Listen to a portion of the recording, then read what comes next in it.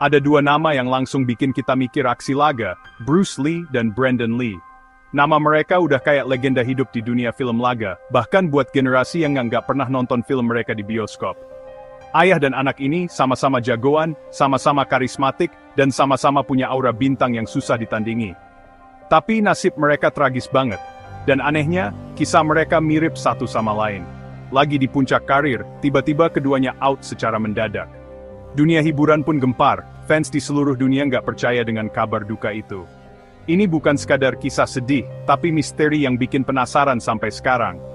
Banyak yang bertanya-tanya, kok bisa kejadian tragis ini menimpa dua generasi sekaligus?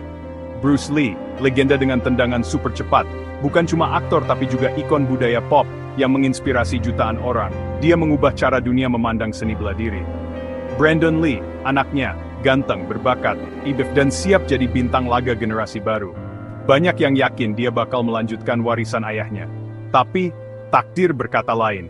Dua-duanya pergi terlalu cepat, ninggalin banyak pertanyaan dan duka mendalam buat keluarga, teman, dan para penggemar. Ada yang bilang ini kutukan keluarga, ada yang bilang konspirasi, bahkan ada yang percaya ini cuma kebetulan tragis. Teori-teori bermunculan, tapi nggak ada yang benar-benar bisa menjawab misteri ini. Kita bakal bedah misteri keluarga Lee ini, mulai dari Bruce Lee, lalu ke Brandon. Siapa tahu, ada petunjuk tersembunyi di balik kisah mereka. Apakah ini kebetulan luar biasa, atau ada benang merah tak kasat mata yang menghubungkan semuanya? Siap-siap, ceritanya bakal bikin merinding dan mikir keras. Siapa tahu, setelah ini, kalian punya teori sendiri tentang apa yang sebenarnya terjadi pada keluarga Lee. Yuk, kita mulai dari sang legenda pertama. Dan coba ungkap misteri di balik kisah mereka yang luar biasa ini. Tanggal 20 Juli 1973, dunia dikejutkan kabar Bruce Lee meninggal di usia tiba 2 tahun. Berita ini menyebar cepat, bikin banyak orang nggak percaya. Bruce Lee, ikon film laga dan bela diri, tiba-tiba pergi di puncak karirnya. Banyak fans dan media langsung bertanya-tanya, apa yang sebenarnya terjadi di balik kematian mendadak ini? Kronologinya, Bruce lagi di apartemen Betty Ting Pei, diskusi naskah film baru, tiba-tiba ngeluh sakit kepala hebat. Dia minum obat Equagesic, kombinasi aspirin dan penenang, lalu memutuskan tidur siang buat istirahat. Tapi tragisnya, Bruce nggak pernah bangun lagi dari tidurnya. Semua yang ada di sana panik, dan kabar duka itu langsung menyebar ke seluruh dunia. Penyebab resmi menurut dokter adalah cerebral edema, yaitu pembengkakan otak akibat reaksi alergi obat. Tapi hasil autopsi ini justru menimbulkan lebih banyak pertanyaan. Kok bisa seseorang yang begitu sehat dan bugar, tiba-tiba meninggal hanya karena minum obat sakit kepala? Penjelasan medis ini nggak cukup buat publik. Teori konspirasi langsung bermunculan, dari yang masuk akal sampai yang aneh-aneh. Ada yang bilang Bruce dibunuh mafia Hong Kong karena masalah bisnis film dan utang, atau karena menolak kerjasama dengan pihak tertentu. Ada juga yang percaya soal kutukan keluarga Lee, katanya banyak pria di keluarga ini meninggal muda, seolah ada nasib buruk yang menimpa mereka. Bahkan, gaya hidup Bruce yang ekstrem juga disorot. Overtraining, eksperimen dengan ramuan stamina, dan pola makan ketat dianggap bisa jadi penyebab tubuhnya drop. Teori kutukan keluarga Lee jadi yang paling populer, katanya, laki-laki di keluarga ini memang gak pernah berumur panjang, dan Bruce cuma salah satu korban. Semua teori ini bikin kematian Bruce Lee makin misterius, dan sampai sekarang belum ada jawaban pasti yang bisa diterima semua orang.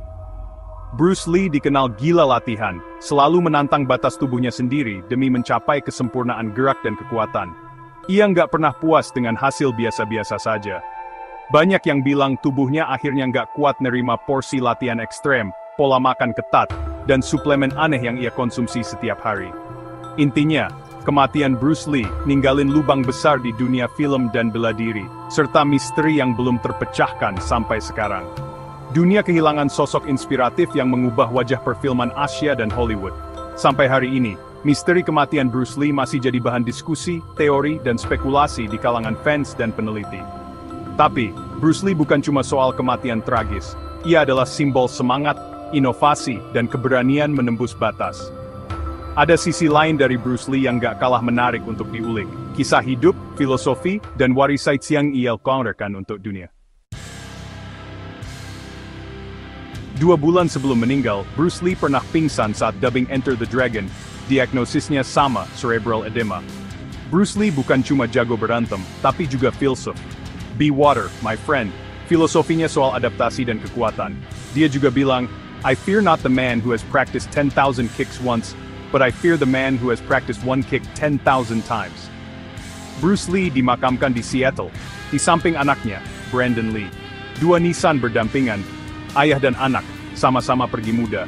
Ini makin menguatkan cerita kutukan keluarga yang beredar. Warisan Bruce Lee jauh lebih besar dari film laga. Dia inspirasi sekaligus misteri abadi. Pingsannya dulu, filosofinya, dan pemakamannya, semua seolah jadi bagian narasi besar yang gak kita pahami. Sekarang kita lanjut ke Brandon Lee.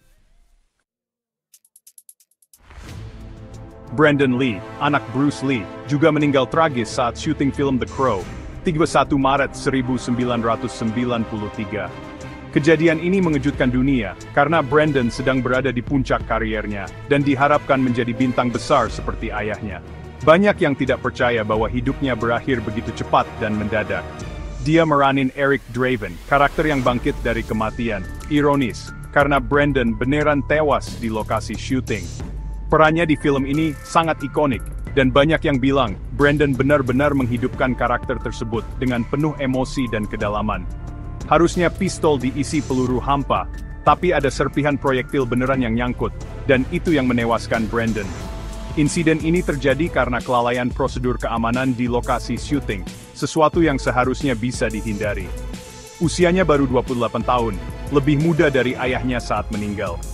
Banyak orang merasa kehilangan zone karena Brandon dianggap sebagai penerus warisan Bruce Lee yang belum sempat bersinar sepenuhnya.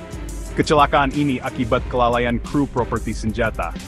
Setelah kejadian itu, industri film mulai lebih memperhatikan standar keamanan di lokasi syuting, agar tragedi serupa tidak terulang lagi. Teori konspirasi langsung bermunculan, kutukan keluarga Lee, pembunuhan berencana, atau sekadar kecelakaan tragis. Banyak yang percaya ada sesuatu yang misterius di balik kematian 2 generasi Lee ini. Kematian Brandon jadi tragedi kelam di dunia perfilman Hollywood. Banyak rekan kerja dan penggemar yang berduka, mengenang Brandon sebagai sosok berbakat yang diambil terlalu cepat. The Crow akhirnya tetap dirilis, jadi cult classic, dan penampilan Brandon dipuji. Film ini menjadi warisan terakhir Brandon, dan banyak yang menganggapnya sebagai penghormatan untuk hidupnya. Tapi, kesuksesan film itu dibayangi tragedi di baliknya. Setiap kali film ini diputar, penonton selalu teringat akan nasib tragis sang aktor utama. Brandon dimakamkan di samping ayahnya, 2 legenda yang nasibnya saling terkait. Kisah mereka menjadi simbol kehilangan dan harapan yang tak pernah padam. Cerita mereka makin terasa seperti takdir yang kejam, seolah-olah ada benang merah yang mengikat perjalanan hidup ayah dan anak ini dalam sejarah perfilman dunia. Ironisnya, Brandon meninggal saat adegan karakternya ditembak, seolah naskah hidup dan filmnya menyatu. The Crow tetap dirilis, pakai stunt double dan CGI untuk adegan sisa. Filmnya sukses, tapi selalu diingat sebagai monumen tragedi Brandon. 2 makam berdampingan di Seattle jadi simbol takdir ayah anak ini. Fans dari seluruh dunia datang memberi penghormatan. Cerita mereka menegaskan tipisnya batas antara fiksi dan realita. Brandon kembali ke sisi ayahnya dalam hidup, kematian, dan ingatan kolektif. Ini bukan kecelakaan syuting, tapi ironi dan warisan yang abadi. Kalau kita jejerin, kematian Bruce dan Brandon Lee punya kemiripan yang bikin merinding. Dua-duanya meninggal muda, di puncak karir, secara mendadak dan misterius. Selalu ada embel-embel konspirasi atau kutukan yang ngikutin cerita mereka. Teori kutukan keluarga Lee paling sering diangkat. Katanya ada nasib buruk yang ngejar laki-laki di keluarga ini. Entah mistis atau kebetulan tragis, pola ini bikin orang mikir. Terlepas dari misteri, warisan budaya Bruce dan Brandon nggak bisa dipandang sebelah mata. Bruce merevolusi film laga Asia, jadi simbol kekuatan dan filosofi. Brandon, meski singkat, nunjukin bakat dan karisma besar. The Crow jadi bukti potensinya yang nggak sempat tergali. Mereka berdua, dengan cara masing-masing, sudah memberi warna di panggung dunia.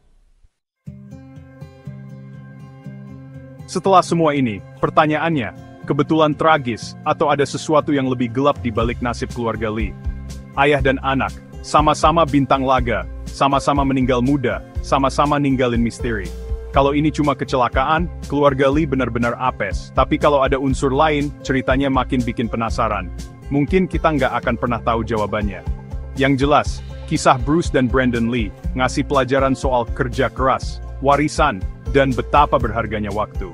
Mereka sudah tiada, tapi semangat mereka masih hidup. Nah, menurut kalian, ini murni kecelakaan atau ada teori lain?